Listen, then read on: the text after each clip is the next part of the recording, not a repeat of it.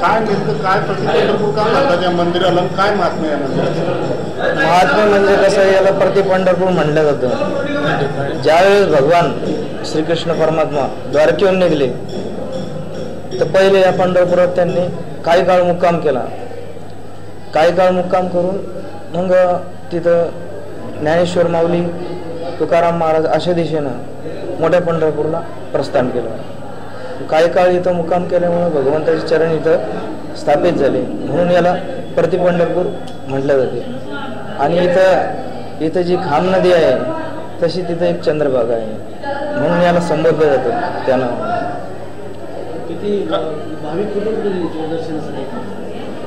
इथं सर्व साधारणतः सर्व महाराष्ट्रातून भाविक येतात. कारण कसं आहे, पहिलं प्रति पंढरपूर हे मानलं जातं, त्यामुळं मोठ्या पंढरपूरला न जाता काही काही लोक इकडे येतात. कारण पहिलं स्थान हे आहे मुख्य स्थान, आणि इथूनच ते मोठ्या पंढरपूरला गेलेले आहे, हे मूळ स्थान हे आहे. किती गर्दी होते नेमकी आणि काय साधारणतः काय तयारी काय केली? आता इथं सर्व भाविकांसाठी रांगेची प्रशस्त रांगा केलेली आहे. अनुचित प्रकार होऊ नये याची काळजी घेतलेली आहे. तसंच त्यासाठी श्री रत्नाकर पाटील शिंदे अध्यक्ष यांच्या